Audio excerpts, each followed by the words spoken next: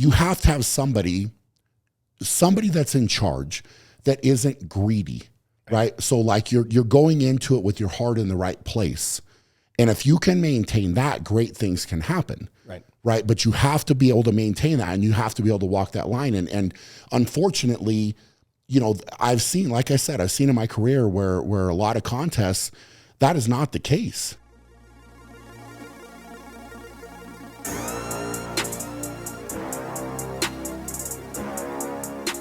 Welcome to the Shaw's Rank Podcast. I'm your host, Brian Shaw, and today I have a special guest with me, Mr. Walker Reynolds, and I'm going to read his title just so I don't mess it up, but he is the President and Solutions Architect at 4.0 Solutions and the Board Chairman at Intellic Integration in Dallas, Texas.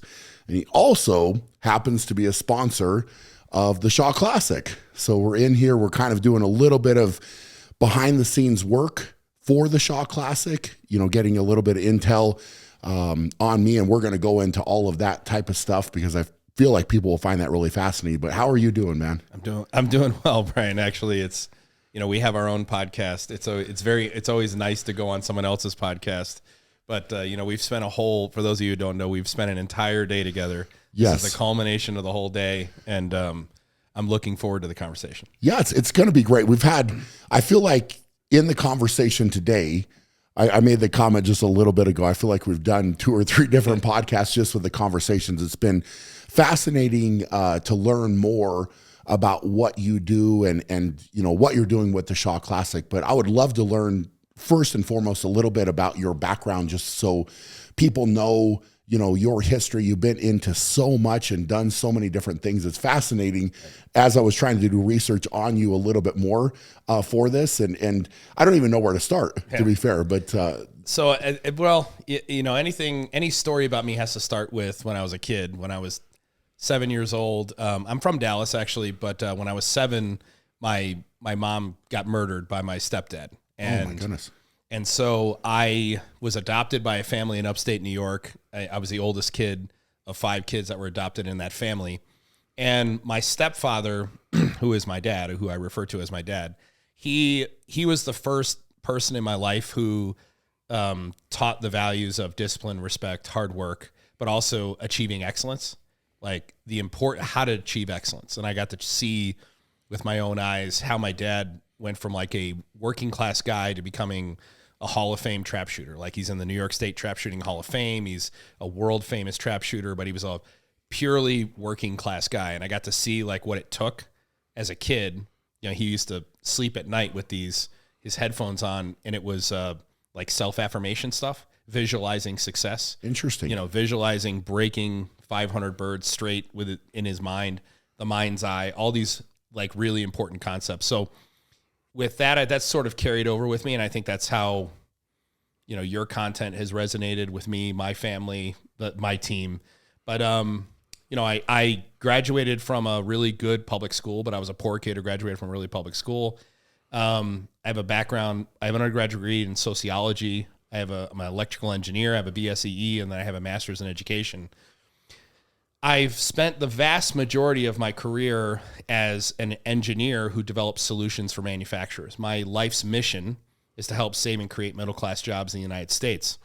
And how that aligns with fitness is actually, a lot of people don't really understand how that aligns with fitness. But believe it or not, what I do for manufacturers parlays into what we do in fitness seamlessly. So how we came to the Shaw Classic was... my middle son is a huge fan of yours. We've been watching your content for 4 or 5 years. I was a very serious weightlifter when I was younger, but I took about 10 years off to build my companies.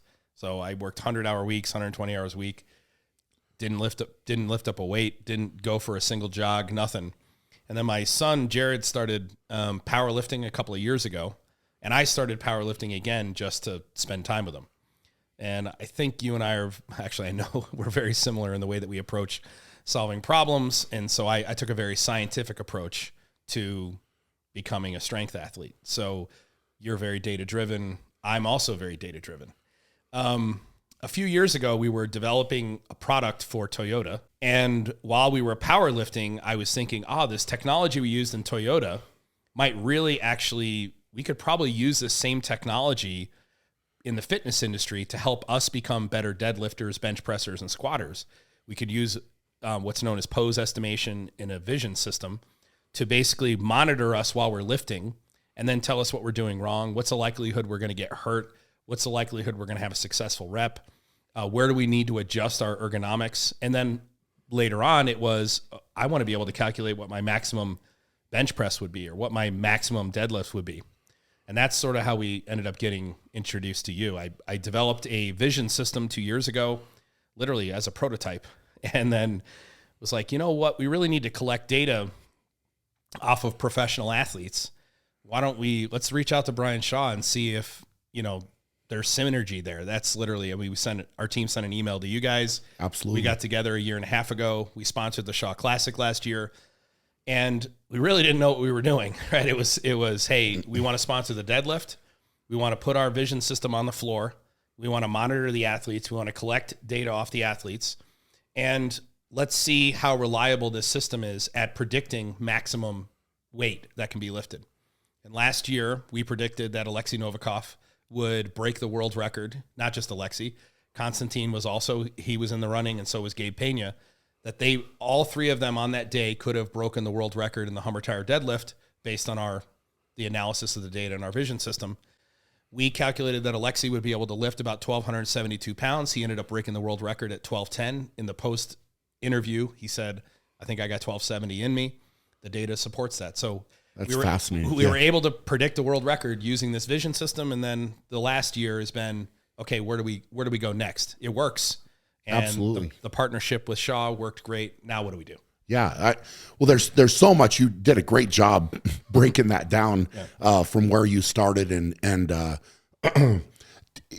just that timeline. I feel like, from mentioning the one part I picked up there was with your dad and being a trap shooter. That's fascinating because it's such a repeated thing and having the confidence to do it again and again and again. And I can only imagine in high level shooting, I've talked to some guys that have actually participated, and it's fascinating, like how many rounds they need to shoot and the pressure only mounts, right? So, it's like bowling in a way, right? Like you get a strike and then you need to get another strike, you need to get another strike and kind of keep going like that. So it's interesting that he was listening to things and the things that you picked up on when you were young, watching that, and I always say with kids, sometimes they pick up more just from observing that you don't even realize they're picking up on. So it's probably very valuable what he was teaching you with doing that and just with practicing himself and trying to be so dedicated and so great at something,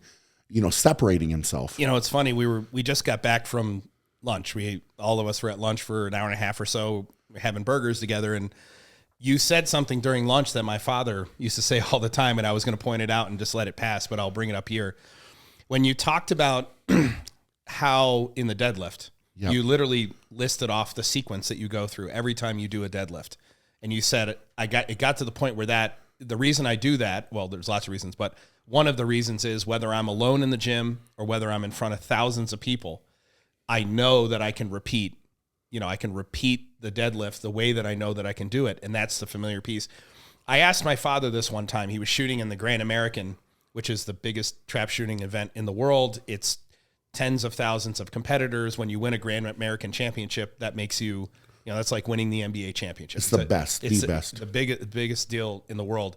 And I asked my father if he ever got nervous in shoot-offs, because generally what happens in trap shooting is, you'll end up with hundreds of people who got perfect scores in the original event, and then they go to a shoot-off, and they shoot 25 rounds at a time, and whoever, eventually people start dropping birds. They didn't drop the birds during the original event, but they start dropping the birds in the, missing the clay pigeons in the shoot-off event. And my father is a notoriously successful shoot-off shooter. Interesting. And I asked my dad, why is it you don't crack there?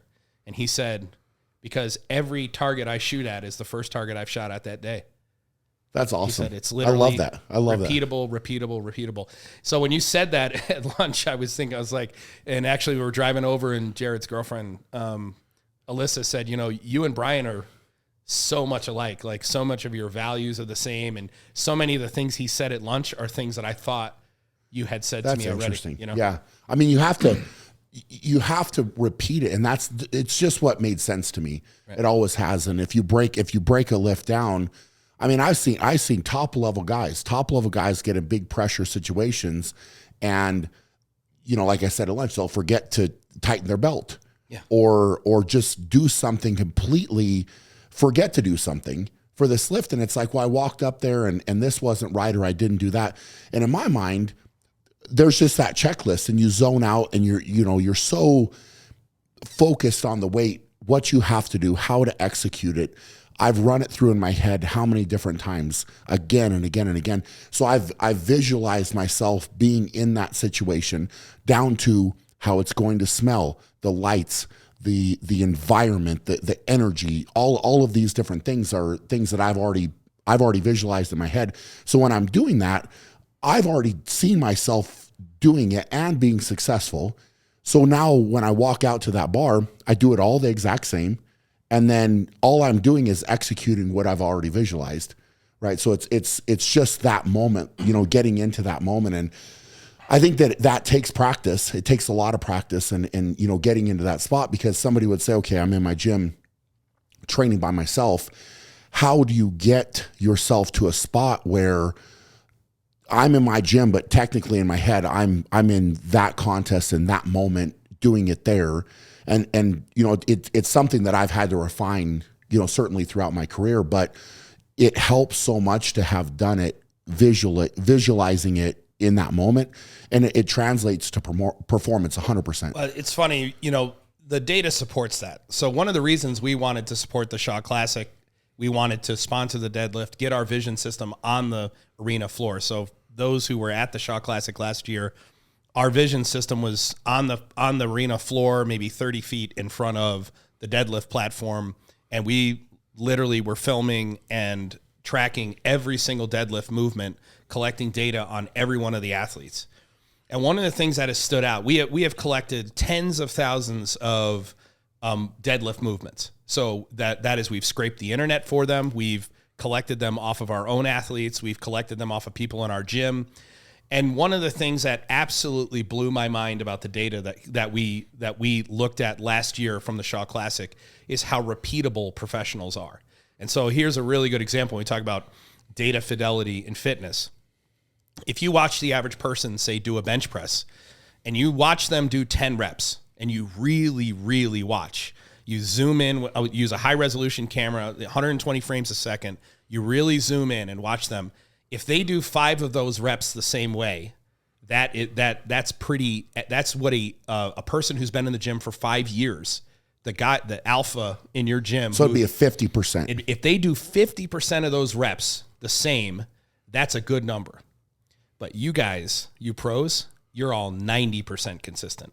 I mean, the numbers were absolutely mind-boggling. It really stood out as to why it is you're the pros and other people are not. And it is your ability to repeat. Your force measurements, when we were measuring your velocity and force off the floor, you, Trey Mitchell, Alexei Novikov, the 3 of you from last year's data, your data was so unbelievably consistent at every single weight. So the velocity, the force, your curves, the acceleration, everything was identical. You could have literally plotted the data points on top of one another until you failed the 1050. Yeah. And we showed you today in your data, literally we could predict before you actually dropped the bar that wasn't going to be a successful lift because of the way the curve looked.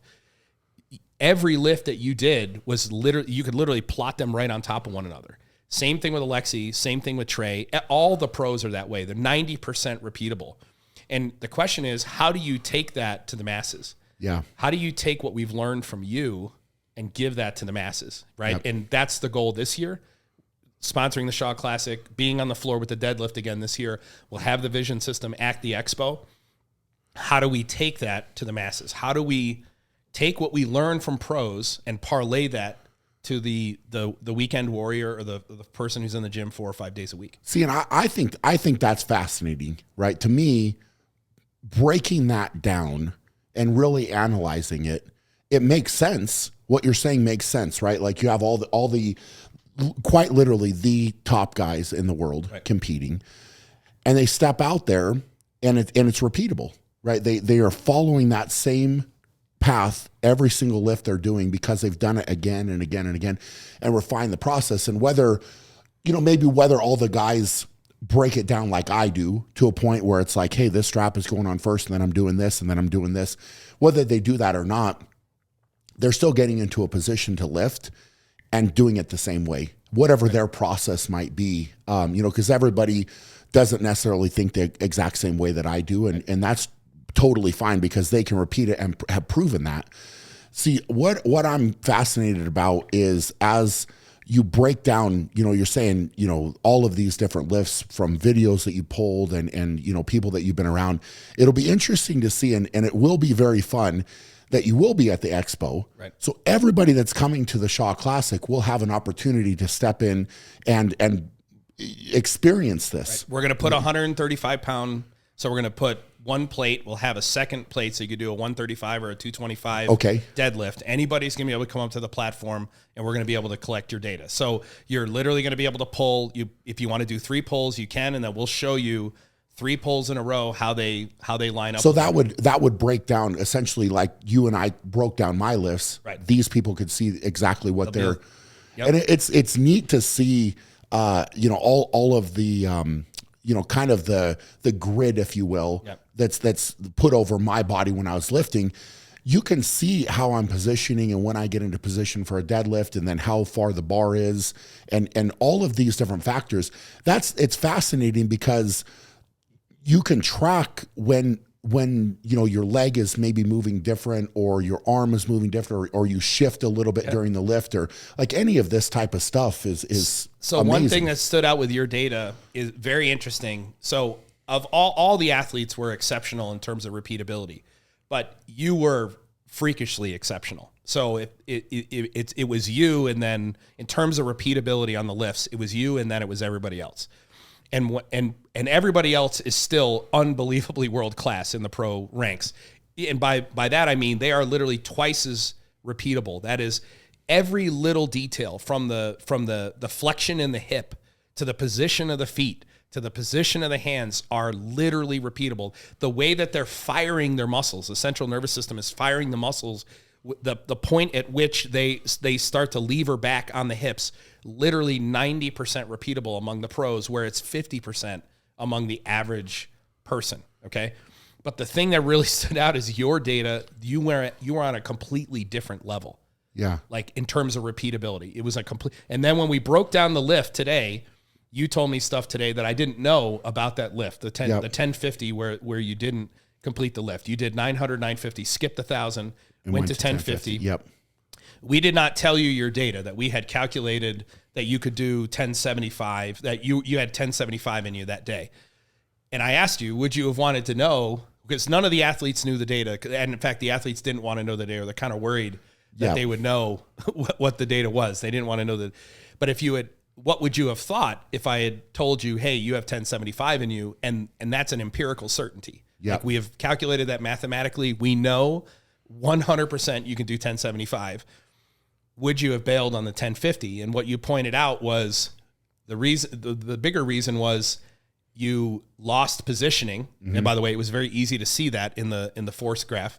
You lost positioning, you weighed whether do I keep pushing and risk injury, or do I bail out of the lift? And that was information we didn't have. That wasn't something, by the way, we couldn't predict, and we talked about that in the head. Sure. You never know what's in the head at that time.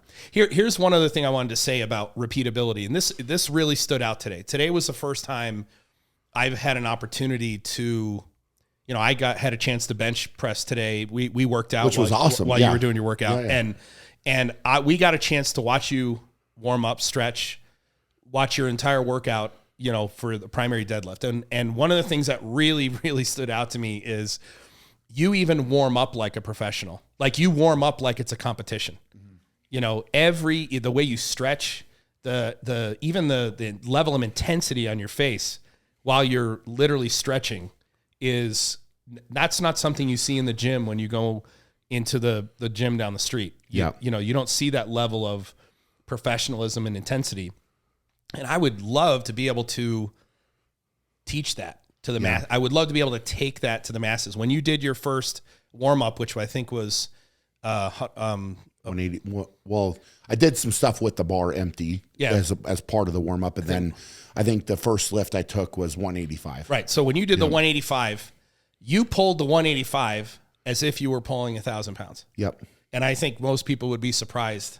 Yep. That because you don't see that in the gym. You don't see people pulling. But that's and it's interesting that you picked up on that, because that's how I've always done it, right? So even, I mean, today it was a little bit different circumstance because I was using the big 70-pound Rogue 26ers, I think they call them. It's 26 inch in diameter and 70 pounds. So that was the first plate that went on the bar. But if I was doing a normal deadlift, I would have put one plate, which would be 135 pounds, and I would treat that 135 the same way as the 185 I did today. So it's still a process that I'm going through, and so the warm-ups are done with intent, right? So I'm not just like, oh, it's only this or that, or, a lot of people are very surprised by that, actually, in some of the video content we put out that actually start at 135. Okay, if you're capable of deadlifting 1,000 pounds, why do you start at 135? Why don't you jump at 315 or, whatever? Yep. And it's because I'm dialing in the movement and the pattern with all the smaller weights. So everything is, how does it feel? And then I'm kind of taking a mental assessment of, how do I feel today?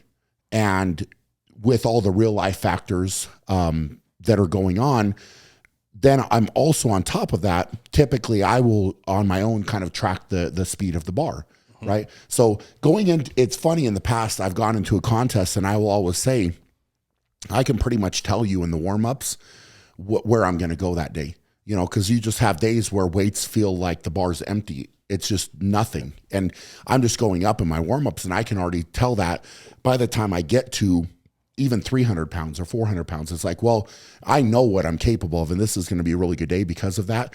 But in training, I'm very methodical in that fashion, where I treat every weight with respect. But like I said, it's because of the intent of where I'm trying to go with it.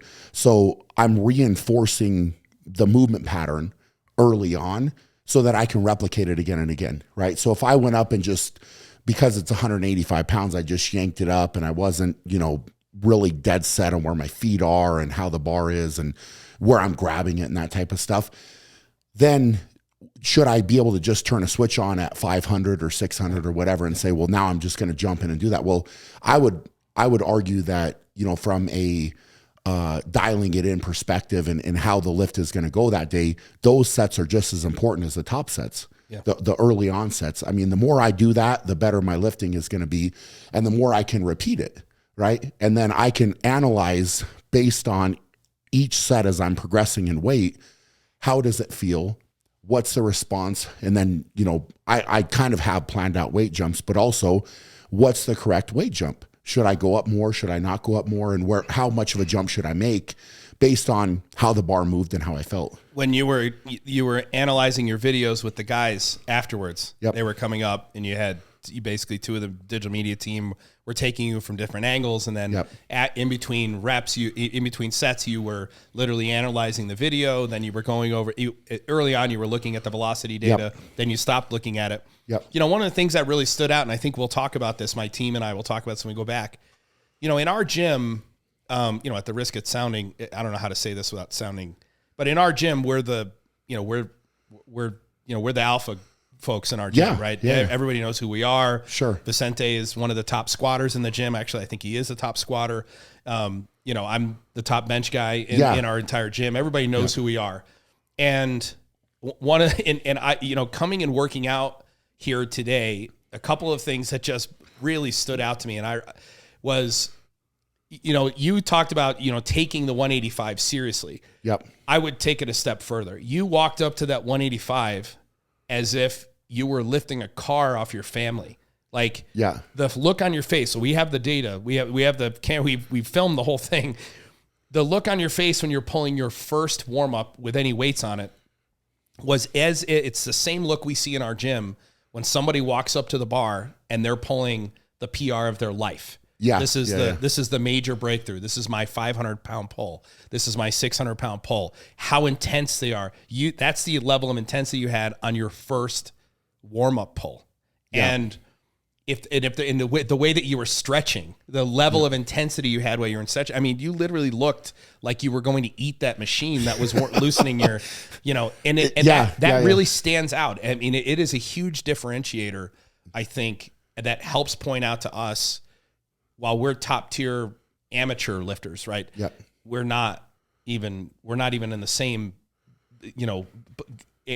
zip code that you guys are in, you and Eddie, and it's not just strength. I mean, Eddie talks about, there was a video that Eddie Hall did that he said, there are a lot of people who worked as hard as I did in the gym, but there was nobody who worked as hard at recovery as I did, and how seriously he took recovery, right? And treated it like a professional. The more I'm around elite athletes, the more I realize you all have three things in common that really just blow me away. Number one, you have some natural gift, okay, that you've decided you're going to maximize. Not you're going to ride, but you're going to take it to its peak. It's absolute peak. Number two, it's the attention to detail. Like, I mean, your attention to detail is insane. It's really profound. And number three, it is taking every step of the process seriously and treating it as important as every other step in the process. Sure. And I think most of us don't do that. We don't go through life doing that. It's interesting to hear you say all those different things, because I think sometimes I don't maybe see it that way, right? Like I don't see all those things. Yes, that is absolutely without a doubt how I approach it. And when I'm going in, from the moment I start to, put on my shoes or whatever I'm going to wear for that training session, it's kind of like, all right, I'm in the gym. Now it's time to, start to dial the intensity up, and you kind of get in that zone where you're starting to mentally focus, prepare for what you need to execute, what's on the game plan for the day, that type of stuff. But all of those things are important, so I would say that, for me, if I were to, let's just say, skip some parts of that warm up or not do it effectively or whatever, that could translate to me not doing as well in the main training session when we get the bar actually loaded up to a bigger weight.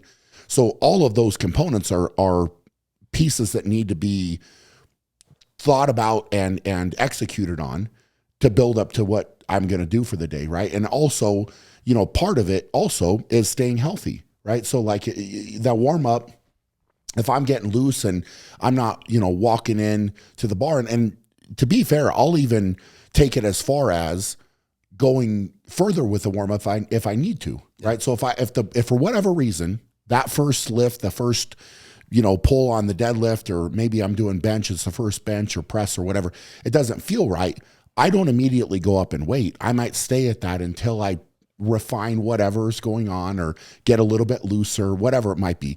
And then it's going to help me to have a better session in the end. So, all those components, I think, separating yourself, and I know you brought up Eddie with the recovery. I mean, I can't tell you how many different discussions him and I had, right? And I was very open with him about kind of what I was doing for recovery and that type of thing, and all of it, right? I had a hot and cold tub. Well, Eddie gets a hot and cold tub, right? I told him I was doing whatever, and a lot of it was, well, Brian is the best right now. I'm gonna replicate it, and I actually gained a ton of respect for him because of that, right? Because it's like, I don't know anybody else that wants to do this crazy stuff like I do, right? And he's like, well, I want to know more. I want to know more.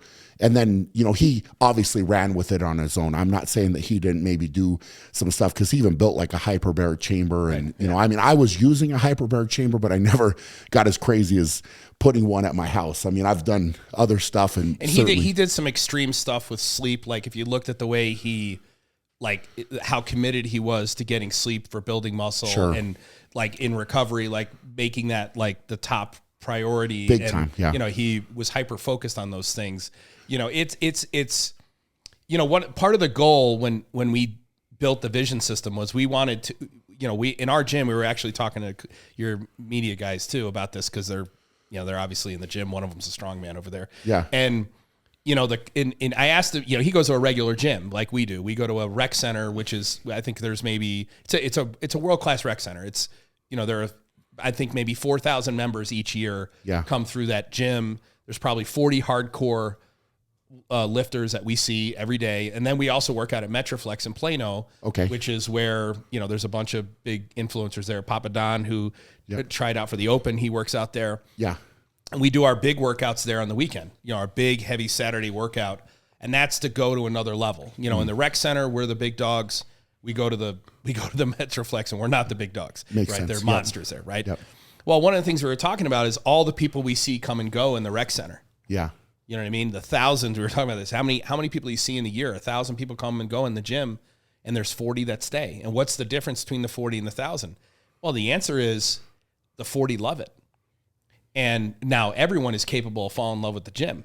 So the question is, why? What do we have? Why is it that 1,000 who came in, spent a month in January and left didn't fall in love with it? And the answer is, it may have been education. They didn't know what they were doing, so they didn't see any returns. Maybe they got hurt, right? They didn't feel welcome. They didn't know what to do. And so whenever anyone comes to us and asks me, hey, I want to repeat what you've done. What do you recommend? And my recommendation is always go to the gym, do what you love, figure out what you love in the gym, and do that every single day for 6 months. Yep. Don't even put a plan in. Just fall in love with going to the gym every single day. And I watched you today. You've been doing this 16 years, man. And I mean, this is a huge blessing for us to get an opportunity to see you train. Like we watch millions of people watch your videos. Yeah. But I don't think people understand how you train. Yeah. Right. I mean, you train as a pro. Like when you walk through the door, we did this introduction thing. So we get in here this morning, we got here at 8, we set up the vision system, we're shooting the shit, and then Brian says, I'm going to work out. I'm going to work out from 9 until whatever. My bench press workout was going to be 2 hours. Brian left the gym and we get all prepped up and everything. And then you come back maybe 30 minutes later and you come in with all your gear in your hands. And is it Jamie or James? James, yeah. James. So James comes in, introduces himself to us. You come in, and the moment you broke the threshold, you were a different Brian than the Brian who was there before you left. 100%. It was like when you broke the threshold, you were training Brian or something. Your persona was different. Everything was different about you, and it was all business, but you could tell you loved what you were doing. Like you were in love with the process. Yep. That is invaluable for us to see, to have an opportunity to see that with our own eyes.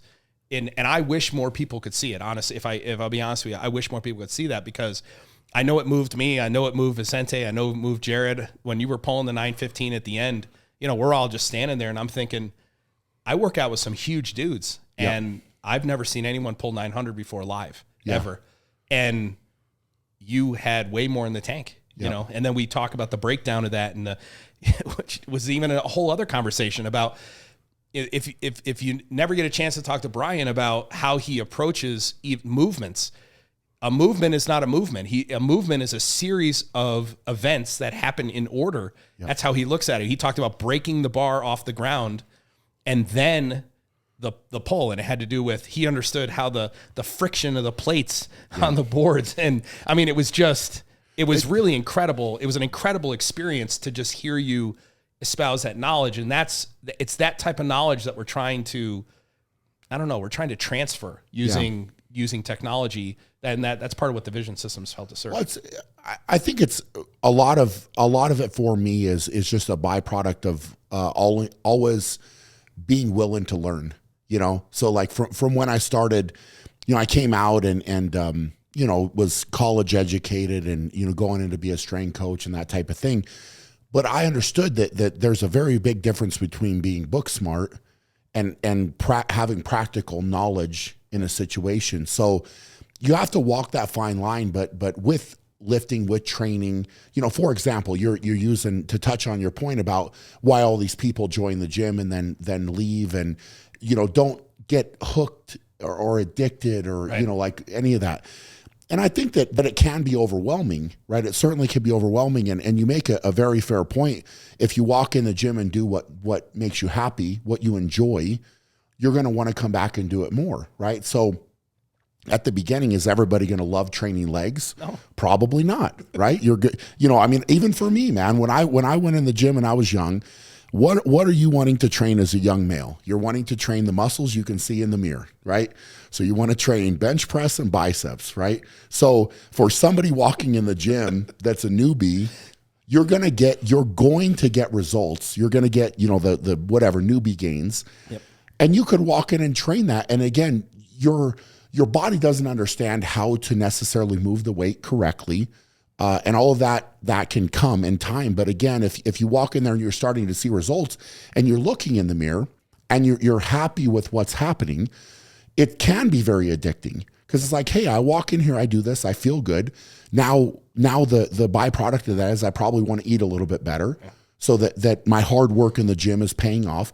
And then you have this amazing cycle that starts to happen in your life where not only that happens, but now you gain more confidence, right? So you're attacking each and every day with more confidence. You're feeling better. I guarantee your attitude is better. And this is why I think that everybody should train in life, just for those things, not to compete, but just simply to have a better quality of life, right.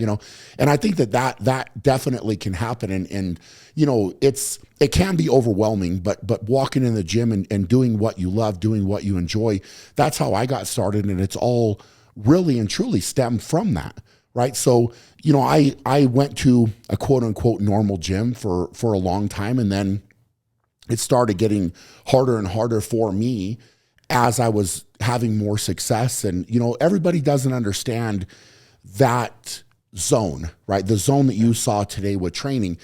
People in a normal gym don't understand that, right? So I could even have headphones on and be getting ready to lift this, huge deadlift or whatever. And somebody inevitably is going to come up and tap you on the shoulder and be like, hey, Brian, I just want to get a picture. I want to do this or that.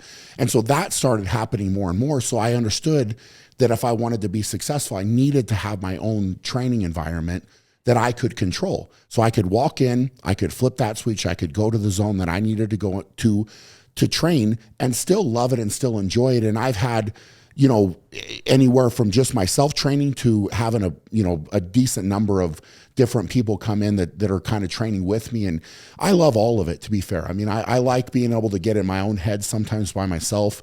I like having a crew where there's, different people around. You're kind of feeding off of energy. And, if you had a rough day, somebody else is going to pick you up. I mean, there's a lot of different things with that. And amazing training partners are very, very difficult to find. Right. Very difficult, especially at a high level, because it is a sacrifice, and it's something that feeding off of somebody else's energy like that is tough, right? Because there's people that will come in and take energy, but there's other people that will come in and bring energy, and those are rare. Yeah. They are rare. They're if you find those and you can have somebody that you feed off of like that, and you both can pick each other up, and even in a group setting, the whole group elevates, you'll get better for sure. Yeah. What we saw today was the type of training you did today cannot be done in a public gym. No. There's no way that for more than 2 hours you maintained a level of intensity and focus and professionalism and execution that just can't be done in a public gym, right? But I was talking to Carrie earlier while you were finishing your workout, and the subject to Eddie came up. We were talking about, you guys are obviously really, really good friends, but you couldn't possibly be more different. No, right? Very different. Just totally opposite guys, right? And one of the things we were talking about is, I was telling her from a layperson's perspective why Eddie is loved. Why do people love Eddie? And why I love Eddie is two things. I really love like the type of father he is to his son. I love that. I take being a father very seriously. Yeah. My boys are my whole life.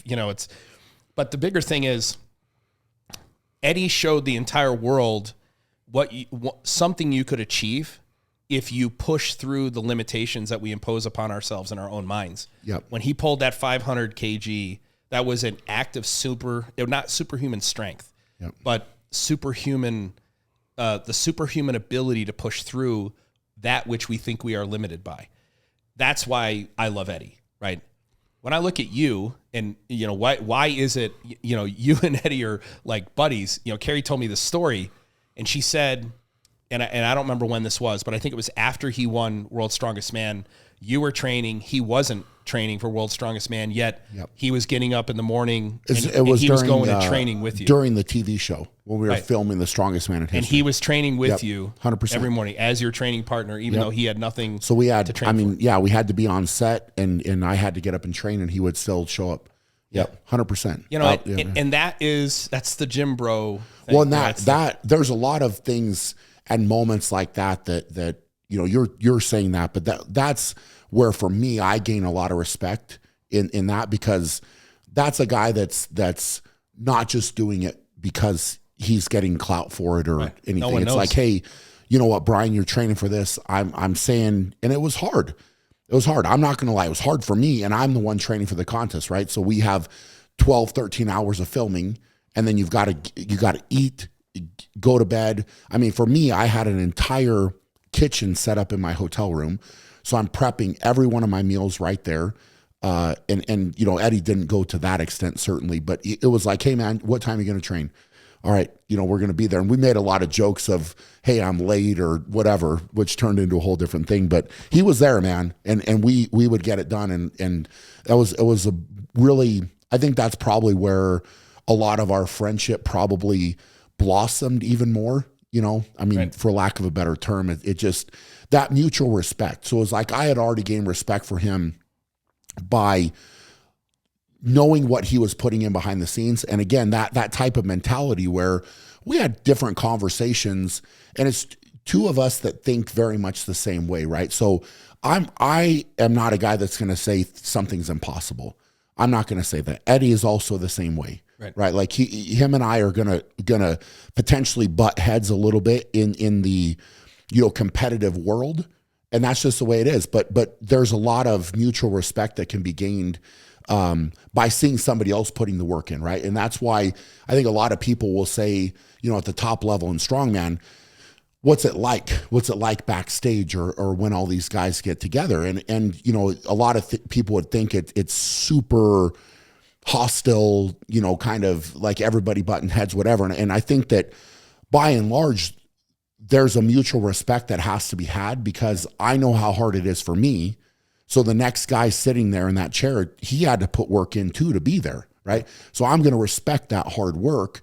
And now when you have that underlying respect, now then you go into competing. And certainly when you're competing and you need that whistle blows and you got to go compete, everybody's your enemy, so to speak, at that moment. But that doesn't mean that you maintain that hostile environment outside of when the whistle blows, right? When you're competing head to head, then the whistle blows at the end and you're done. You walk over and say, hey man, that was fun. Like, you know, that was good. Let's do it again, right? So last year we had the advantage. So two things to that point that actually I never even thought about until you said that. One of the most enjoyable experiences that we had at Shaw Classic last year, which by the way, if you are even remotely on the fence of going to Shaw, you should go to Shaw Classic. Like that was the first strongman event I've ever been to that was not like a local, put on by a local gym.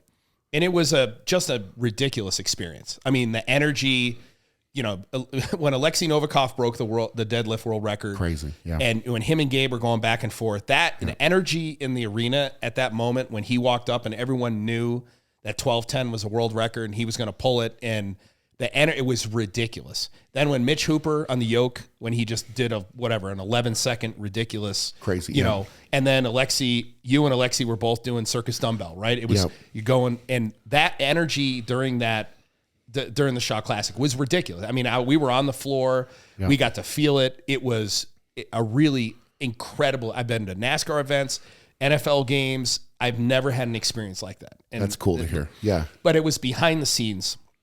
So we had a chance to do, like, for the Shaw, is it the Shaw Club member, Club Shaw? Shaw Elite Club. Shaw Elite Club members had the ability to get to go to the VIP, like almost like the press conference thing. So right? the club members got access to buy those tickets. Anybody could buy the tickets, to be fair, but there were a lot of people from it was a lot of the club that Elite Club, because all the VIP seats were sold out like right away, immediately. Right?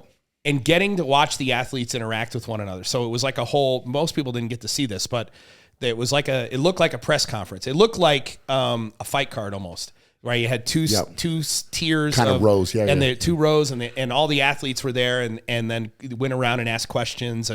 But you had one of the things I really loved. There were was Bobby Thompson and Evan Singleton, the way that they were. Oh my gosh, they'll go back and forth for sure. So watching them during that session, and then again behind backstage while they were warming up on day one, was priceless. I mean, just seeing how competitive they are with one another, but also how much they respect and care for one another. Absolutely, that brotherhood, that camaraderie. I think, and I there was a lot of people in the stands I talked to about, just, hey, why are you into strongman? Like, do you do strong? Because I don't. I'm a power lifter. Yeah. Like, I don't do strongman. None of us do. Yeah. We know people who compete in strongman, but we don't. But yet, this is the sport I follow. Yeah. I don't follow powerlifting. And asking fans in the stands, why do you follow strongman? And it's funny. A lot of what they said was, it's like real life WWE. Interesting. They said it's like real.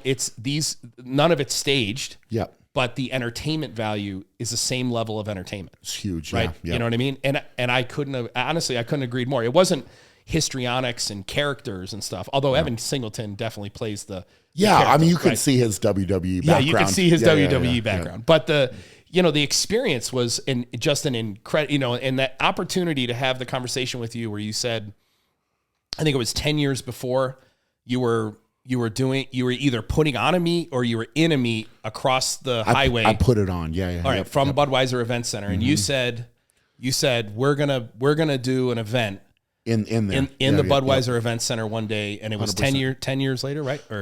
We were, 12. Yes. 12 years. Cause that was 11 years. Yeah. 2011 to 2022. So about 11 years. Yeah, but that was the first one. So the first one is during COVID. You're home. Yep. Right. The second one was Estes Park. Right. Third one is Budweiser Event Center. Yep. Right. Which, by the way, that was our first that we got to attend. Ridiculous experience. And then this year, Budweiser Event Center again, except now you've added all these other, like now we have the expo will be there this year. Yep. Then I didn't even know about the arm wrestling piece, right? Yep. So we'll have some grip. We got some arm wrestling going on. Yeah. So now you got arm wrestling going on. And you were saying that when you were talking to Devin Larrett about this idea, he was saying that would be the biggest arena that any athlete ever arm wrestled. Yeah, I was trying to figure that out, if it would be the largest live audience that's ever watched an arm wrestling match. Yeah. And I think it will be. Yeah. I mean, unless I'm completely wrong, because I may be off there, but by and large, a lot of those events are pay-per-view in different countries and that kind of thing. Yeah. So I'm excited about that. I'm excited about the grip, because those guys are pretty incredible, really, but don't get a lot of exposure. Right. And these type of things, I think we're going to have, potentially like a quote unquote normal fan from the audience come try a couple of the grip things just to see, like, hey, what how hard is this? And try to have a little bit of interaction that way. But it's so interesting to get feedback on the event, because there are a lot of people that came that had no prior knowledge about strongman, not a fan before they came to the event. And they were just kind of like, hey, somebody was going and said we should come, and they thought it'd be fun and this type of thing. And those type of people are so happy they came, and they said, we are coming back 100%. Like, we'll be back there next year, because it's so incredible, that energy, right? These type of feats of strength, to watch them in person, there's quite literally nothing like it. Like, it's just, we walked away. This is when we walked away, I didn't get to stay for day 2. We had been there early. The part of the team stayed for day 2. I didn't get to stay. I had to leave, which disappointed me, because I didn't get to see the car leg press. Yeah. But one of the things that when we came back and we looked, and I thought about the experience, and the speech you gave when you were talking about the athletes and being athlete focused, and you want to have the highest prize money, and you want that, you want to give the athletes the best experience, and you're going to go ATVing with the athletes and all that stuff afterwards. Right. And I had a chance to talk to Luke Stoltman, and, Luke, because he had to pull out after the second event. And one of the things that Luke told me was, how important it was to him to be here. Tom couldn't come because of the issue with his flight and everything. Sure. How important it was him to be here because this was something you were doing that Brian was doing for the athletes, and the Shaw Classic's going to become the premier. I would argue it is the premier strongman event already. Yeah. But we decided as a team when we left, we said, went back to my board of directors and I said, Brian, these athletes are incredible. Like this isn't some guy working out in his garage, and these are world-class athletes. Yeah. And Brian is trying to create an event where they are paid, the best that they could possibly be paid, and have the absolute best experience. Everything that Trifecta and everybody did with meals for all the athletes last year was ridiculous. Yep. And we said, we want to double our sponsorship. Like, no matter what, we're going to double the sponsorship. Which is incredible. Yeah. And we're going to tell Brian, we want, we want to help put more money towards the athletes, whatever we can do. And then we spent the whole last year, before we knew what we were going to do, we made the commitment, and we spent the whole last year saying, okay, what are we going to do here? And today we had a chance to look at the data. Yeah. We had a chance for you to look at the vision system in person and say, because one of the things we're talking about is, do we overlay our data on the live stream? This is an exciting, nothing like that will have ever been done. Right. Ever. Right. So, and this is what it's all about. This plays perfectly into it, because that's what I want to do, right? I want to do stuff that hasn't been done. I want to take care of the athletes better than anybody does, because without the athletes, there is no contest, right? And that's the point throughout my career, I would say, is one of the biggest takeaways, right? Is in the sport of strongman, we don't have a athlete committee or a representative or something that walks in and says, hey, let's negotiate how this contest is going to run and what portion goes to the athletes. Like, the NFL would have that, or, Major League Baseball or whatever. They have that person that represents the athletes, and they have a meeting between the owners and the athletes, and you come together, right? And that's what hasn't happened. And it's been very frustrating to me throughout my career, because the lion's share of everything goes to the promoter, big time, right? And that's by and large what the Shaw Classic is all about, right? So yes, does it cost a lot of money? Of course it does, right? You're talking, people have no clue on the back end how expensive it is to run it and make it happen. But it's by the athletes for the athletes, and that's where the focus is going to stay. And so treating them with respect and running the contest in that manner with that in mind, because you have to have somebody that's in charge that isn't greedy, right? So like you're going into it with your heart in the right place. And if you can maintain that, great things can happen. Right. But you have to be able to maintain that, and you have to be able to walk that line. And unfortunately, I've seen in my career where a lot of contests, that is not the case, right? So the people that are calling the shots at the top, their heart isn't necessarily in the right place. It's all about, well, here's the bottom line, here's the dollars and cents, and these guys will do it for this prize money. So why would we ever pay them more? That's the most absurd thing I've ever heard. Like, why? Because because you're the one who knows the value of the market. The athlete doesn't. Yeah. And you have a moral responsibility to tell the athlete what the value of the market is. Yeah. I say this in all my businesses. Yep.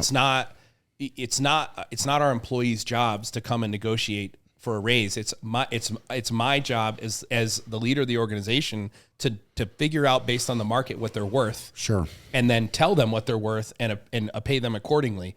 That, it has to do with this. Leadership and success is a responsibility. It's a blessing, but it's a responsibility. I wanted to read something to you. This morning before we came over here, our digital media team, like your digital media team, has me, so I had to tweet out a thing that went on LinkedIn as well. Okay. And it was like, hey, we're going to hang out with Brian Shaw today. We're going to be showing the vision system. I'm going to get a chance to bench press there. And today I'm going to try and do a triple PR and break be the first time that I do, the Texas state record in the bench press for my age and division is 411 pounds. My goal was to do 415 today equipped, which would be the first time I did a weight over the state record. Which is awesome, yeah. And that's what I'm working at. I had a chance to do it. I did it. Yeah, it was fun to watch, You're man. the first Fun person to fist pump me. Yeah. So I posted that, and this guy, Noah Dupes, so shout out to Noah, and I'll send you a link here. He's in our industry. He's an engineering manager, plant and equipment for a manufacturer. But he said, I'm beyond jealous that you're going to hang out with Brian today. Brian Shaw is a legend within the strongman community due to his accomplishments. But his focus over the past few years is to help grow that same community that has blessed him with all of his achievements. You and Brian are both very similar in that regard, where you both value giving back and helping train the next generation so that the communities you love will be in a better position than when you started off. Keep up the great content and the great work. And there's this book called The Second Mountain by David Brooks. He's a social scientist, writes for the New York Times. And everybody climbs 2 mountains in their life. Mountain number 1 is when you're taking care of yourself. You as soon as you're done playing basketball, you become a strength athlete. You openly admit, I had no money. I had no... Totally. Yep. Through success, hard work yielded success. That success yielded a brand that gave you influence and power. And you could use that for good or bad, right? You could be the 800-pound gorilla, or you could be a force for good. Yep. You chose to be a force for good for the athletes. I can tell you as a sponsor, all of our conversations when we talk about this are athlete-centric. Yep. It's Brian athlete-centric. Brian, the reality is that when you climb your second mountain, that's after you've taken care of yourself, we all have a choice. And that choice could be, I could do more for me, or I could do more for others. And leadership and success is a responsibility. And it is very refreshing to spend time with people who conduct themselves that way. And that's Noah's sentiment there. That's awesome. I read that to Carrie earlier. I wanted to make sure I got a lot more like him. But at the end of the day, I told you guys this last year, all the athletes. I do not believe that the strongmen athletes understand their impact on the world. Yeah. I do not believe, I told you guys this, I have seen the impact you've had on my own children. Yeah. My own sons, their friends. Everyone knows who Brian Shaw is. Everyone knows who Luke Stoltman is. Everyone knows who Alexei Novikov is. And everyone knows who Eddie Hall is. All these guys, and we could talk about the crop of athletes that you have today. We talked about this. Yeah.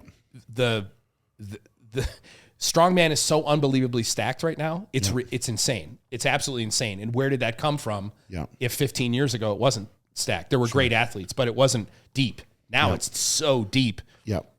You guys have such a huge impact in the fitness industry, not just in fitness, but in sports in general, that I personally believe that strongman will continue to grow. I do believe Shaw Classic is the premier event. I believe it'll be widely recognized as the premier event. If it's not this year, it'll be next year or the year after. It'll be the Grand Slam of strongman. I don't have any doubt about that in any way, shape, or form. But I really wish, if there was anything I could convey to the athletes, it's the impact that they have. That they really genuinely are a force for good. Yeah.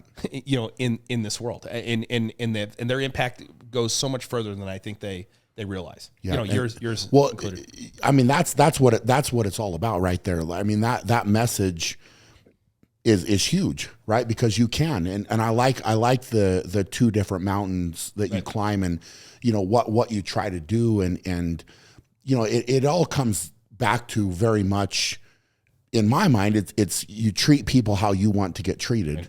Right. And that's really on everything that I do, and in everything that I do, and what I think about is that's what I would want. Right. And when I got into the sport of strongman, I said it early on, I want to leave it in a better place than when I started.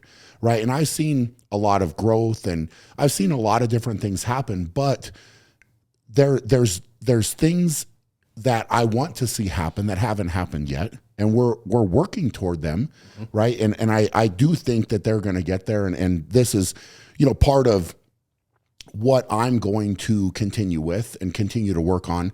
And, just things that, if I'm being completely honest, and this, I guess you can take it however, I think I'm the guy that has to do it.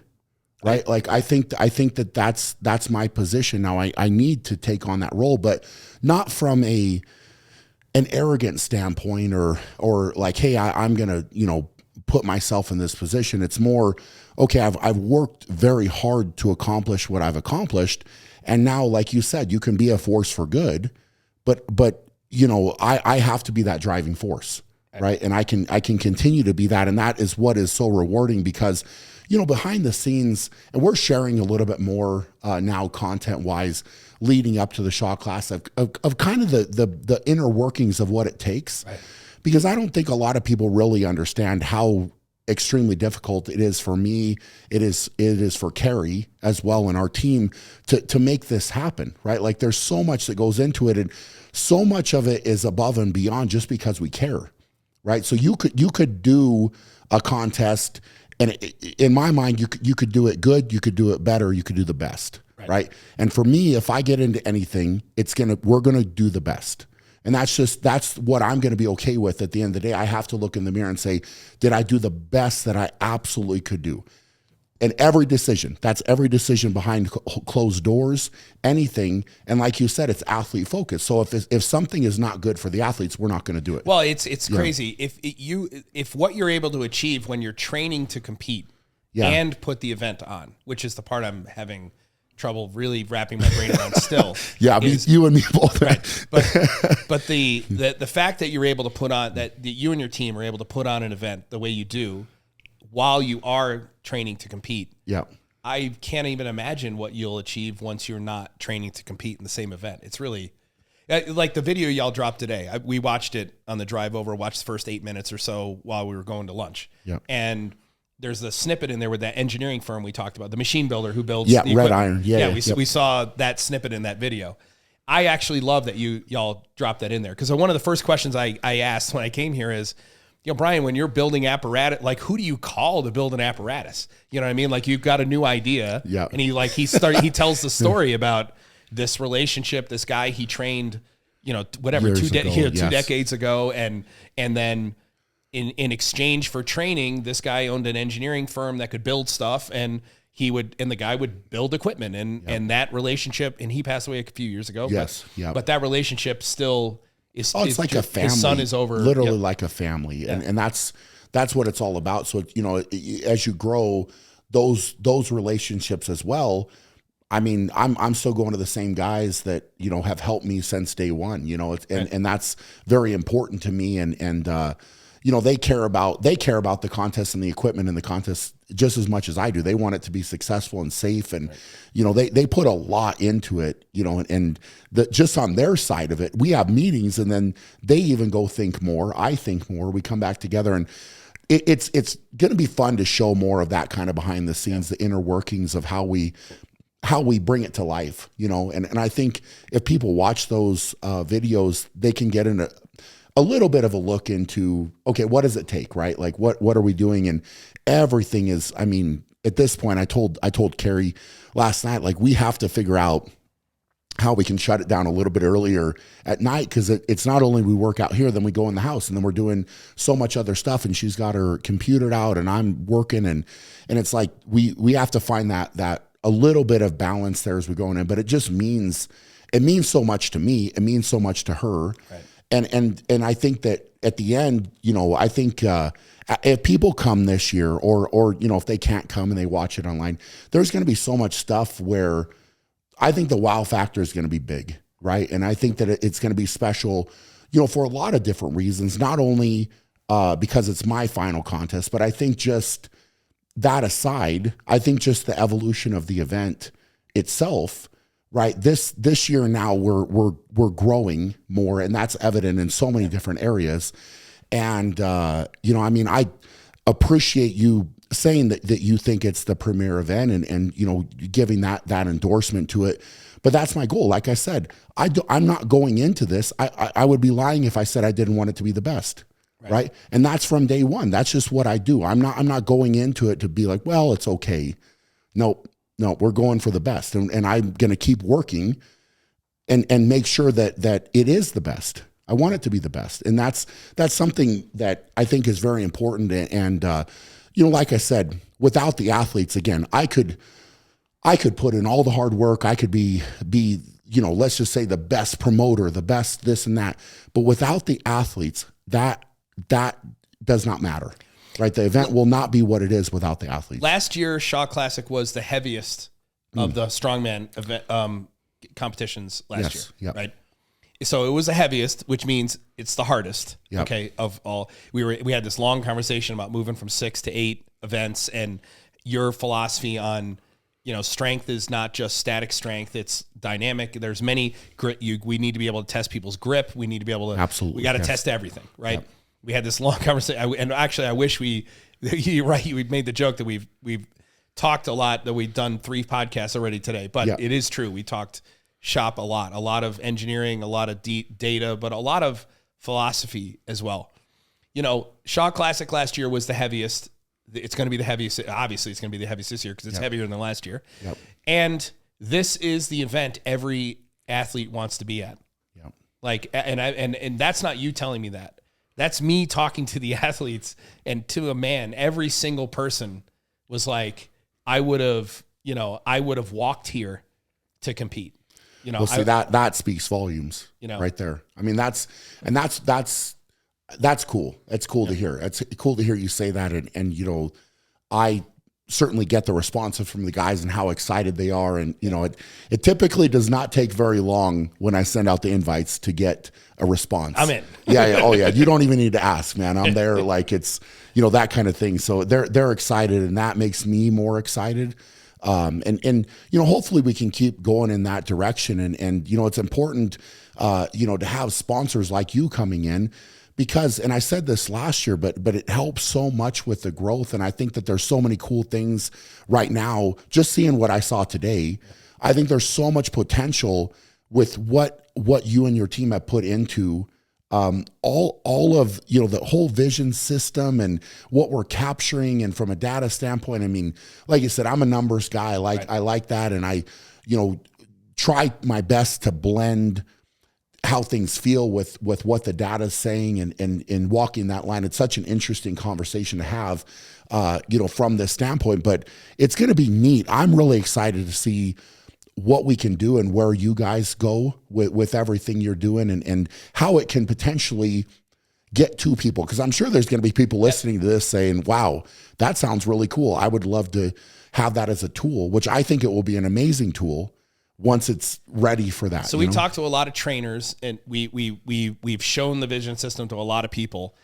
Our goal, our sponsorship, we make no money off the sponsorship. We don't have a product to sell. Totally. The vision system is something we are developing, and if we can, we're going to open source it. We're going to give it to the world, and let the world turn it into something even better if we can. Yeah. If not, we will take it to market, and our goal is to make it so that it runs on a smartphone, which is amazing. So that any athlete can drop it in front of them while they're working out, and it's just an app. Yep. And right now, what we did this year is we've reduced it down to a camera that costs $100. And last year it was $1,000 worth of equipment that had to run it. This year's it's $100. But our incredible, yeah. Our sponsorship to the Shaw Classic, there's no financial return. It's not like we didn't, because we weren't trying to sell anything. Yeah. Right. This is us supporting the Shaw Classic, which and supporting is the amazing. athletes. Yeah. And what we're getting from the athletes is data. It got us on the plant, onto the floor, and allowed us to collect athletes off data off the best athletes in the world. And it was very illuminating to us. It was invaluable data, because the accuracy of the movements of a professional athlete is double the average person. So we're able to create machine learning models that are much more accurate than what is currently available anywhere in the market. But what's the ultimate goal? Well, there's 2 goals. Goal number 1 is we want to get more people in the gym, enjoying fitness, falling in love with the gym. And we believe that by giving them a zero-touch tool, a tool that they put on their phone, they monitor themselves, they get immediate feedback, they can learn how to get better with what they love, it's going to keep people in the gym. But the other thing is, we talked about early, you and I, on the data piece, there's 2 things that you really can't measure, digitally. Now, it's the central nervous system, the state of the central nervous system. and the state of someone's head. Yeah. What's in their head, right? Now there's solutions out there. There are tools out there that can give you a CNS readiness score. Okay. We can easily measure how strong you are by putting sensors on you. That's very easy, right? You can put it on equipment. We want to do it zero touch with vision. There's no sensors on you, right? We were showing you all these points on you. Normally that would be a sensor in a lab. When I did early on, not to like take away from what you're saying, but early on for me, I did go to a lab and they had me rigged up, and this is early in my career, and I was actually deadlifting on force plates just to analyze not my stance, right? What could I get more power out of, and then what footwear I was actually wearing to deadlift in, right? So I could figure out what I was generating more power. But again, they had me rigged up. I had this headband on with all the sensors and all that. So it's like you literally are doing that and can do that better. Yep. Without having to have all the sensors. And the athletes don't even need to know that it's there. Yeah. So, I mean, the athletes knew that it was there, but they didn't need to know it was there. They didn't, in order for us to collect the data. But if what we can do is we can get better at measuring central nervous system readiness using technology, well, then what we can do is we can reverse engineer what's in the athlete's head in the white space. So if I can accurately measure in black space your strength, your velocity, your force, if I can actually accurately measure in the blue space central nervous system readiness, then in the white space, the place where we're not measuring anything, the only thing left is the mind. Yeah. And so then what we can do is give accurate measurements of your mindfulness, your central nervous system, and your performance to coaches, to athletes, to the world. That's at the end of the day, that's one of my original visions was, let's take the data we're collecting and let's stream it to Rogue in real time. Yeah. Let's just call Rogue Fitness and let's say, hey, let's stream the data to Rogue and let them do something with it, because they have their own lab where they build equipment and test performance. But why don't we send the one thing they don't do is test performance in real time of professional athletes in competition. Yeah.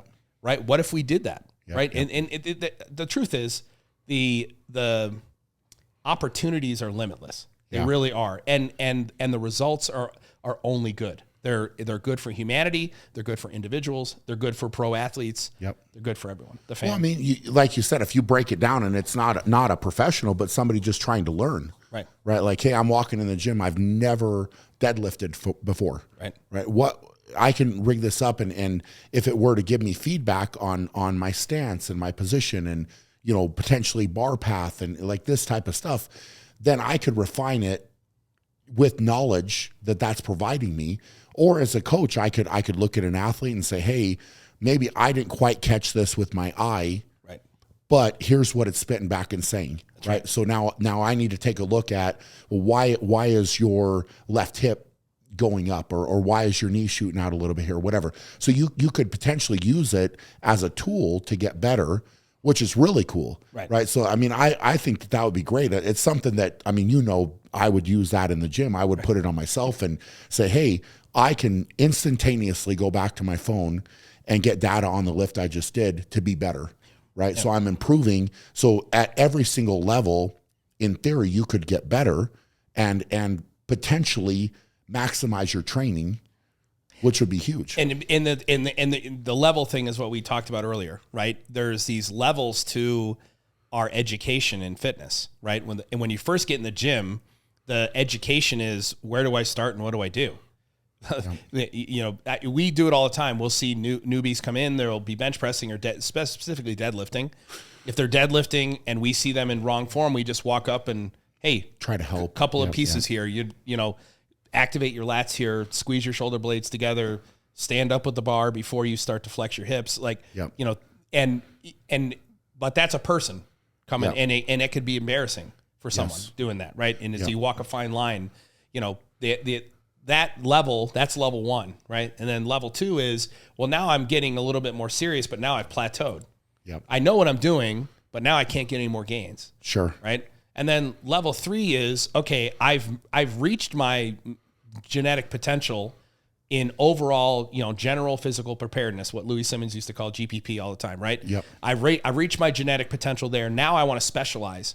I want to become a bench press specialist. Sure. Right. I want to break the Texas state record in the bench press for 49-year-olds who weigh 242 pounds. Right. Yes. How do I do that? Yep. Right. That's level 3 for me. Yep. And so then I shift. Now I'm focusing on, if you look at me analyzing data, I am literally looking at the slightest movement, flexion of my elbow in a stroke on my 19th rep when I'm repping out 225. It's how consistent can I stay? When I did 225 by 27 today, and all I really cared about were the last 5 reps. Sure. Once you fatigue. Did I maintain form through the last five reps? And form is not 1 inch. It's, did I move a half a centimeter Just off a little flexing bit. my elbow? That's level 3. And then level 4, which is something we were not exposed to, is what you guys do. Yep. It's the, you've already done all the, and it may be more than that. I mean, I just made those levels up out of my, pulled them out of my butt. But the point is, I think that those are the levels. Yeah. And now it's with you guys. And we were talking about it, with nutrition. There's all these nutritionists out there. Well, how does a nutritionist know if their recommendations to you are effective if they're not tracking your key data points over time? So obviously the obvious one would be glucose. You want to track glucose all day long, Sure. 24 hours a day, 7 days a week. And then they want to be able to track what you consume and when you consume it so that they can tweak What's going in. What's going in and its impact on you. Well, there's a new sensor out, this new thing that you could put on the back of your arm. Yes. You've seen it, right? Yep. Now, those type of invasive sensors, I don't think are practical. Yeah. Most people aren't going to necessarily want to do it. Yeah. We have to figure out a way to track glucose the same way we're doing ergonomics, force, and velocity with zero touch, with vision. We have to figure out a way to do that. The next advancement for those level 4 guys, you guys, is that. How do you track without touching the blood? Sure. And the truth is, you can do it. I mean, it's not that you can't. The technology, the technology is there. It's just what we need is a market to drive it, and then someone to commit their time to it, similar to what we've done with the vision system. Because there are a lot of people out there who are capable of doing what we did, just no one did it yet. Yeah. Right. And you gave us the opportunity to collect the data from the right athletes, and that just, sent us over the edge. And it goes back to saying, kind of where can you go with something if you're dedicated to it and you want it to happen, right? Like if you're driven to make it happen, then can anybody really stop you? And I don't really think so. I really don't think so. And I think that a lot of people don't necessarily approach life in the world that way. Right. They have limiting beliefs, and they the first thing, which is, to be fair, the easiest thing to say is I can't, or it's going to be too hard, or that's the easy way out. It's always the easy way out, and you can say those things so quickly and so easily out of your mouth, and then you talk yourself out of it, and that's the end of it, right? So it's like, oh, I had this great idea, but guess what? You didn't act on it. You didn't do anything about it. You didn't try. And again, it may not come easy. It's going to take hard work and sacrifice and dedication and, a relentless drive and passion to make it happen. But you can do it. It's just not taking no for an answer. And if you meet a wall, maybe you need to go down and find a door to get through the wall. Mm-hmm. And that may take a little bit, but you'll get there. It's just a very good mentality that you have, that we've just been talking today, of how you approach it and saying, well, going back maybe to seeing your dad being so repetitive and driven to be the best at something, and I in my eyes, I hope my boys see that too, because it's something where you can try to talk all day, but some of the stuff you think maybe doesn't set home with them, but seeing it, right? So it's like, well, it's action. You're seeing action. Not necessarily what I'm saying, but hey, this is what I'm doing. And maybe I don't want to do this at this moment, but it's what needs to happen to get the job done. So I'm going to go do it. And they're going to see that, and hopefully they'll pick up on it, as well. But it's cool, man. I think you're doing incredible things. And we haven't even, this is only, what's crazy is this whole conversation is just an offshoot of all of the other stuff that you do, which we haven't even gone into.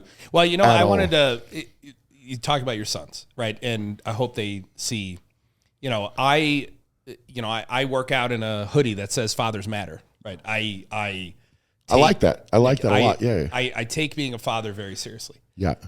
One of the things I talk to my dad all the time. You know, I'm an accomplished engineer. I'm really well known in my industry.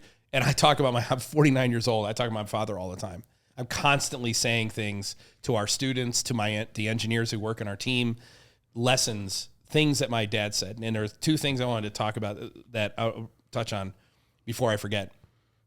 You know, you said when you first came out of college, you were book smart, but you didn't have a whole lot of experience. Sure.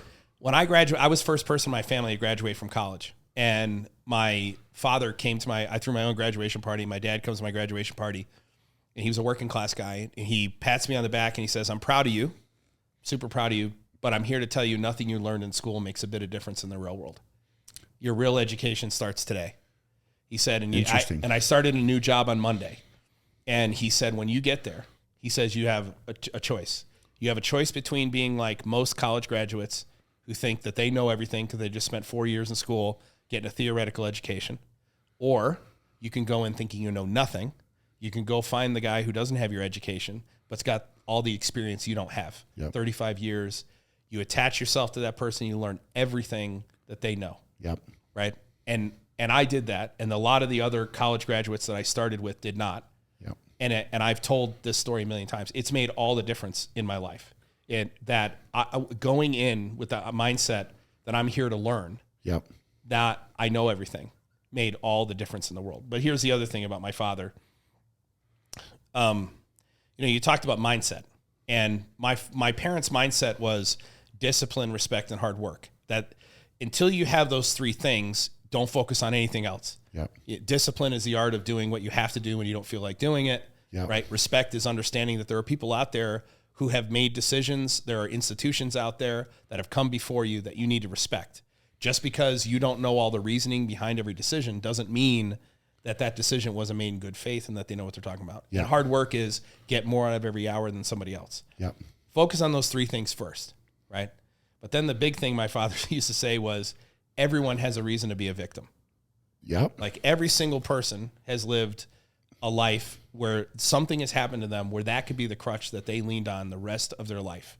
And mine was my mom's murder. Totally. And my father, my stepmom and my father, they never allowed me to use it as an excuse for bad behavior, bad grades, bad anything. Even to the point where my mother, my stepmom said to me, or my adopted mom said, "I know that you miss your mom, and I know that you feel this sense of loss." I was like 10 years old, and I was like, you know, I used my mom's death as an excuse for why I didn't clean my room or whatever. Yep. And she said, "But you can't, you're dishonoring your mother's life by using her death as an excuse to fail." And that's powerful. Man, I was like getting hit in the face with a 2x4. So over the course of the rest of my life, I always tried to look at the world, the glass is half full. Yep. You know, what is the ray of sunshine in every situation? And this is what I tell people. You know, do you guys watch the People Are Awesome YouTube channel? You ever go on People Are Awesome? I haven't seen. I can't say I have. No. Have you guys looked at People Are Awesome on YouTube? All right. We'll have to pull it up. You should look it up. Okay. Okay. All it is videos of people achieving the impossible. Awesome. That's all it is. And believe me, it is literally things that every person would say that can't be done, or I couldn't do that. Sure. And it's literally a YouTube channel that is nothing but the art of the possible. That's cool. That's really all cool. it is. That's all it is. And one of the things that I love so much about this opportunity, right? I said this to Jared, you know, and I don't know, you know, you are literally Jared's hero. I told you this last year that, you know, when he saw you last year, that was like him. That was like me meeting Michael Jordan when I was 18 years old. I would have fainted probably, you know what I mean? Yeah. And when we were you know, he had a chance today to, you know, bench press today and squat in your gym and watch you do a workout. And we hung out all day long and had lunch together.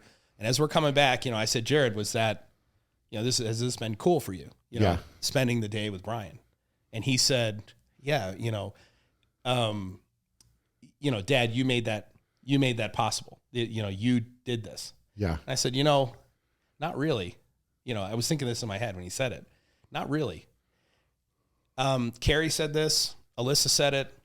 You know, The reason I think that you and I have come together is that we view the world in a very similar way. Big time. Yeah. You know what I mean? Yep. One of the first things we ever talked about was values. Yep. The whole conversation we talked about was values and impacting the world in a positive way and giving back, and how can we take whatever platform we have and use it for good. And I think that, you know, the world, what we get out of the world is a function of what you put into it. And what I put into the world and what you put into the world ended up us crossing paths. And I agree. in this room right now. Yeah. It's interesting to me to hear you talk about your parents and what was kind of instilled in you and what the expectation was. And, you know, it's very, very similar. I mean, I don't need to go into all that, but it's those values go a long way, right? They very much go a long way, and going through life and you know, the not being a victim is huge. Yeah. And I think that things have unfortunately kind of changed in that regard because it's so easy now. Yeah. Because everybody has access to this, and they can go say, well, look at what bad happened to me, whatever. It's crazy. I was, you're talking about the impossible, and I watched this deal, and I don't know why, for whatever reason I got on. It was this guy that had been attacked by a bear, right? And it's literally the most horrific bear attack you could ever have described. His face is ripped off. He's saying his jaw's hanging. One of his eyes not working. The other one's like hanging out of his head. And it was such an incredible just description of what he's going through and his fight to survive that. You know, he gets to this point, and then he gets in his truck and he's trying to drive, but the only thing he can see, and he had to like tie a shirt around his head so that his jaw didn't fall off, and his leg is mangled, and he's using his gun like to, it was just a phenomenal. And I'm sitting here watching this, and I'm like, I'm getting inspiration from that, because I'm like, all right, well, I'm thinking about if a bear attacked me, what would we do here? And then how would I fight through that the same way? Because I wouldn't quit either, for sure.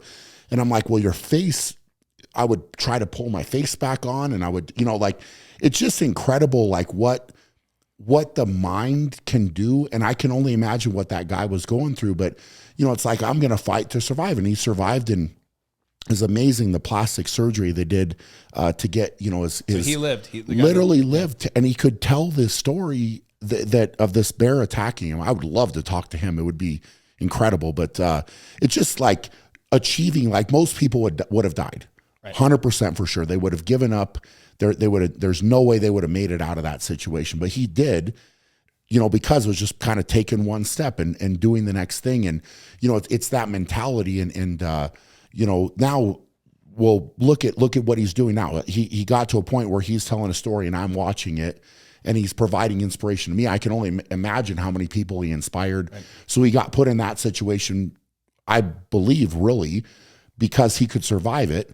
And now somebody else somewhere could be going through something, and they're saying, well, gosh, what I'm going through is not having my face ripped off by a bear. Yeah. I can do it too, right? And I'll bet if you ask him, he isn't going to talk about that story like he's a victim. No, he's not. No. He's going to accept that. I didn't hear any. I certainly did not at all. Yeah. Like you didn't pick up on any of that.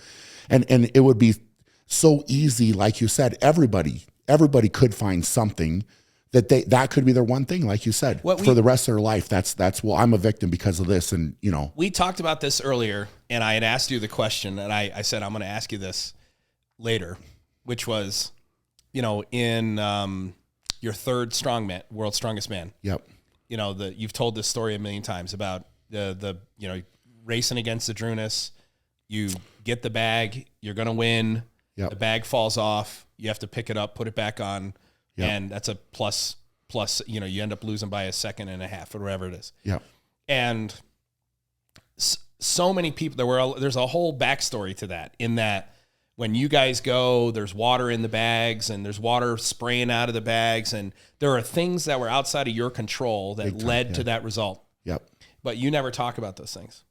No. You talk about what you learned from that experience. And I asked you, are you grateful for that? Are you grateful that you faced that challenge? That, would you go back and undo that if you could? Yeah. Or has what you learned from that quote unquote failure or coming short been worth the lesson? And, and you said, no, I mean, here's the deal. That is definitely, without a doubt, that could be one of those situations that I could have said, well, I came this close to winning, World's Strongest Man, and this happened, and it was out of my control, and here was the problem, and I easily, right? And that's, I could have been one of those names that came this close to winning, never won, and that was the end of it, and oh, poor me for the rest of my life is like, well, I could have done that, I should have done that, and if this wouldn't have happened or whatever. Yeah. But the truth is, a lot of that was out of my control, right? And that's just the facts of the matter. It was, the bag did have gravel in it. It did get water in it. It did get heavier as it went. And that's just, but whatever. I wasn't thinking that at the moment. You're just trying to win. And, it could have ended a lot differently. But instead of being negative about it and using it as an excuse and going down that road, I very much have tried, and that, now at this point is 13 years ago or something like that, very much tried to be driven because of it. And in spite of that happening, okay, now that's a motivating factor, right? To be better, to drive harder, to and maybe, different aspects of that I've broken down a little bit more where, okay, now I'm gonna pay attention to, well, does the bag have water in it, right? Like right. What factors can I identify now within, there's just different things, man. And I could tell so many of these stories. I would argue that because you reacted to that challenge the way you did, responded to that challenge the way you did, and then it's 4 World's Strongest Mans after that 3 Arnolds, right? You have, you for 7 years, 6 or 7 years, you are the undisputed king of strongman. It's not even close. It's a foregone conclusion. And you have 16 years where you're in the top 3. It's unprecedented. It's not even, I would argue that because you responded to that moment the way you did, it means that you would respond to the bear attack the exact same way he did, right? Yep. Zach, who was our original digital media guy, he interviewed me a couple of years ago. He wanted to do this. He'd been bugging me about, this is early on in our digital media. I was telling you guys about, we had a small channel at that time. We only have 30,000 subscribers, but that's a lot in our industry. That's huge. That's enormous in our industry. He wanted to do the story of Walker. He said, we need to go for a walk and you need to tell your story, why you think the way you do, why you operate the way you do. And I said to him, Zach, I don't think anyone cares about that. Yeah. Like, I mean, he'd been asking for 2 months and finally he talked me into it. And I actually said it was a 1-hour thing. And I actually said during it, I don't even want to do this. I trust you. You're the expert here. I trust you that our audience cares about this. Yeah.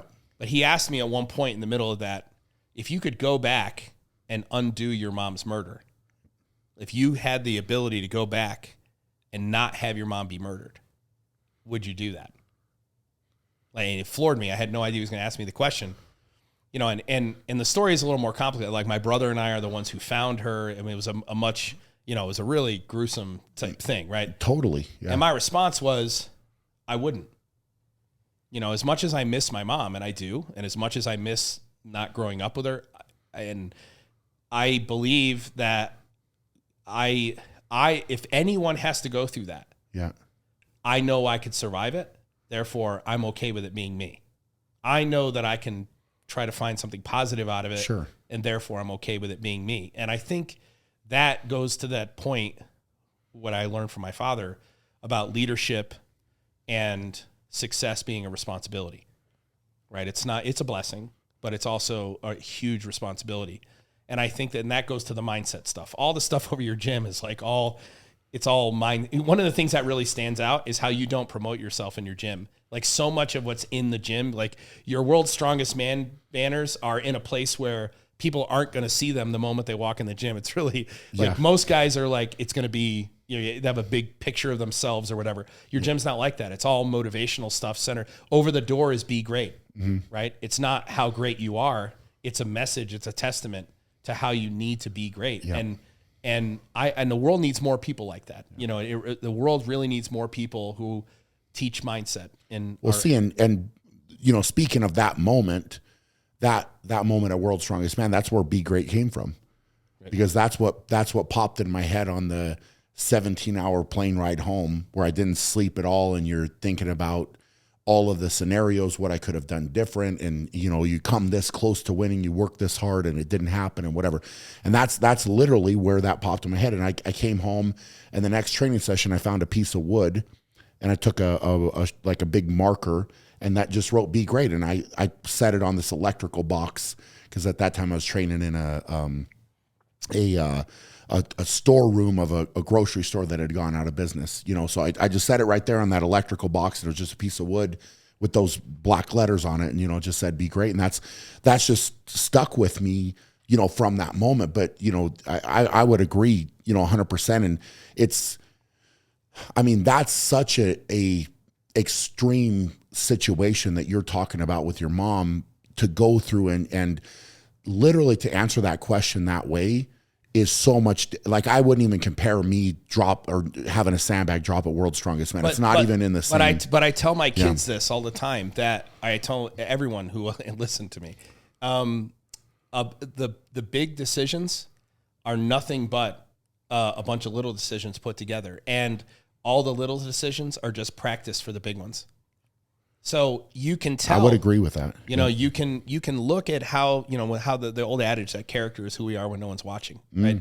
It's the how does someone handle the little decisions?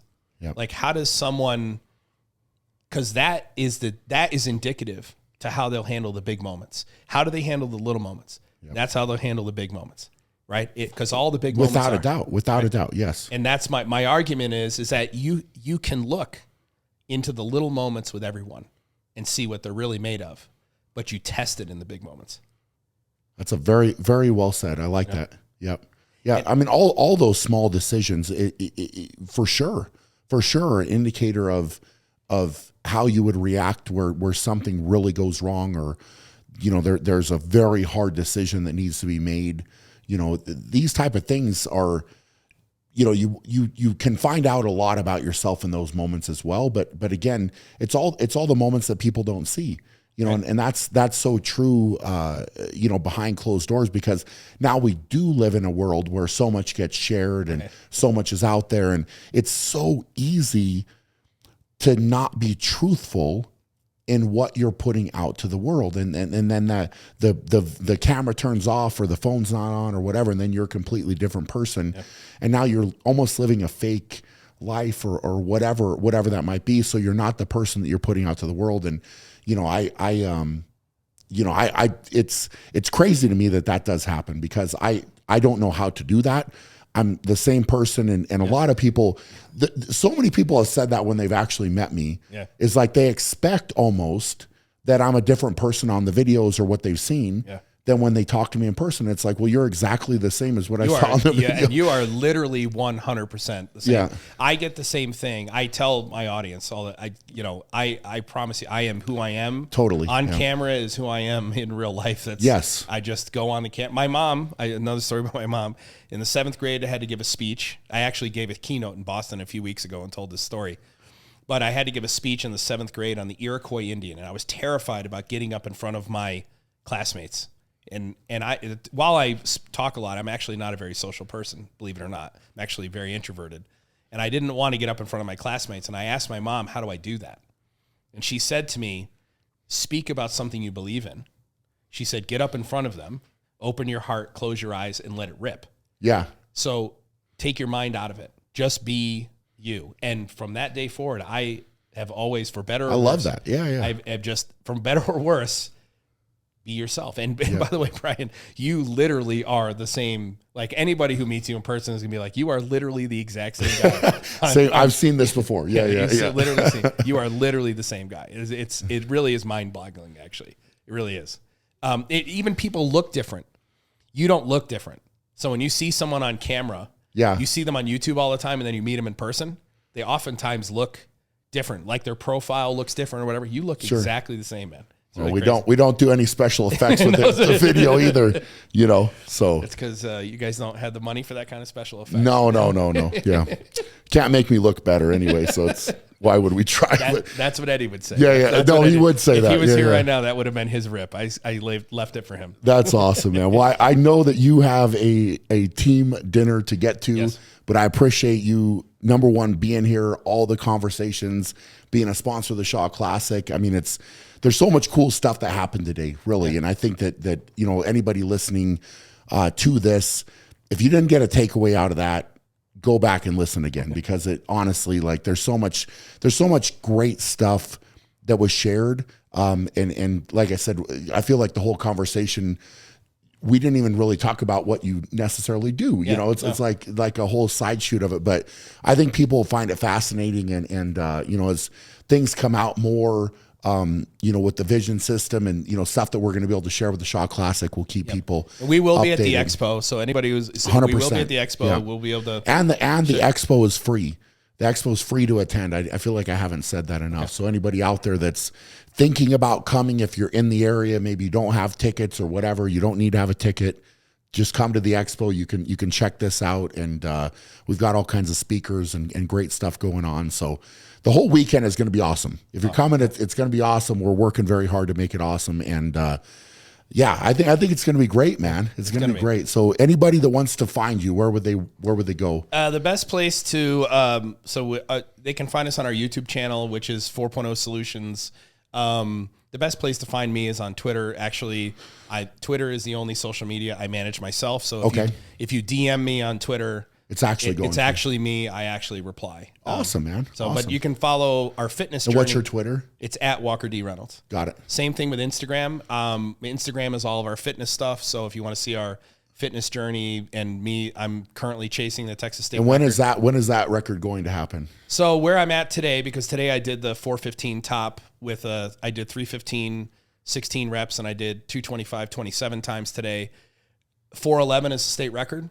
I think once I get that top to 465, I'll be ready and I'll enter in a meet. That's probably going to be September. Awesome. I originally thought it would take all the way till April. So I'm going to go ahead and break the raw in September, I think. And then I'll do the equipped the next month.